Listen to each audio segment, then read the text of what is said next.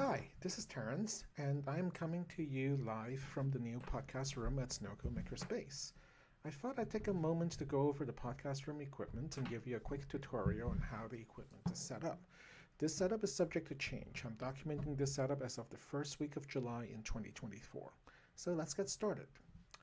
Behind me is a chroma key green screen. This allows me to digitally remove the background and superimpose my video feed into my own background. So watch this. And now I can show you that. Okay, cool. So we are running an Elgato prompter and an Elgato Facecam Pro video camera. The camera is controlled through a piece of software called Camera Hub, and it normally outputs a camera called the Elgato Virtual Camera.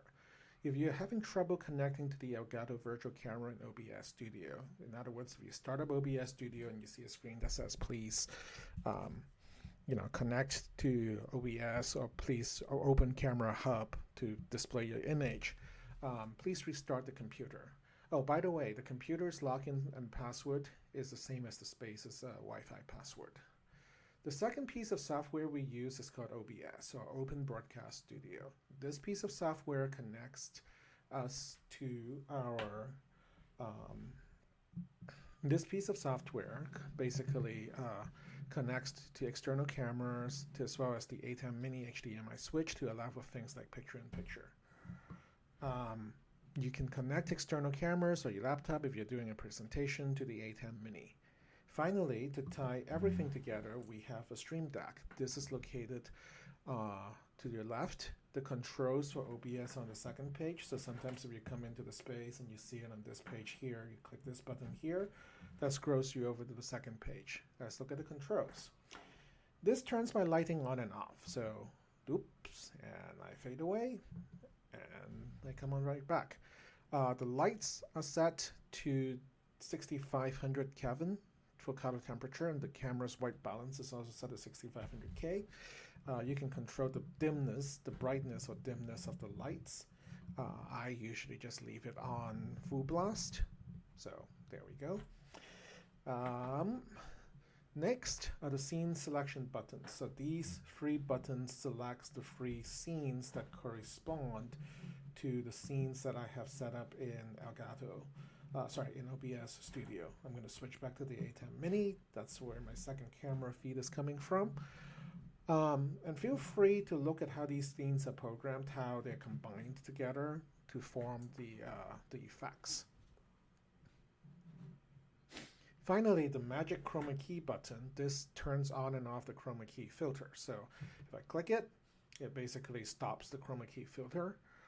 If I click it again, it basically removes anything that is green. Now, pay attention to what you're wearing when you're using this chroma key filter, because I happen to have a green dinosaur on my shirt right now, and if I click that, you'll see that it basically, removes the dinosaur as well. Anything that is green or close to green will get removed from the background.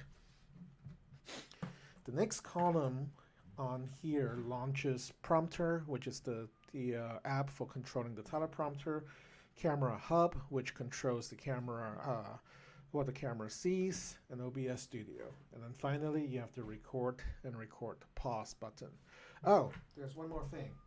On the kick bar of the desk, there is a set of pedals. This allows you to scroll through the text on the teleprompter. You can also use the mouse wheel to do that, to scroll. Depending on what you're comfortable with, you can use either the pedals or the mouse wheel. So let me switch back to OBS. So I want to go over some settings here with you. Under Settings, and under the Output tab, I am currently recording in MPEG-4. There is an option to record to Matryoshka MKV video format. The advantage of MPEG-4 is it makes for really easy YouTube processing. But as the note here says, if you lose power and the file can be finalized, you will lose your work. So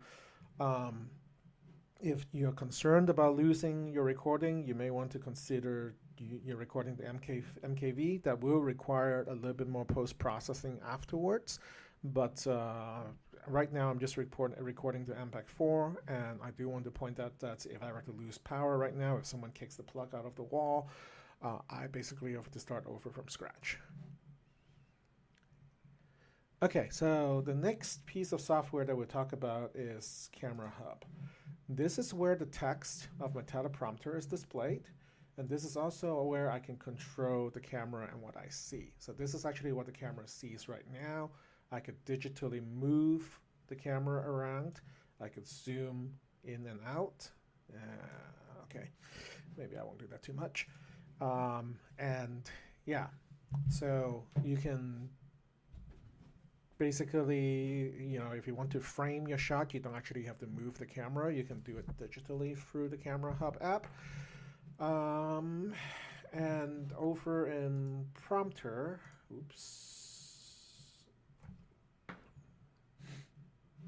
over in the Prompter app, this is where you can add the text to be shown on the teleprompter. And as you click through this, it scrolls through the teleprompter as well. So, yeah, I think that's it. Happy podcasting, and I'll see you next time. Bye.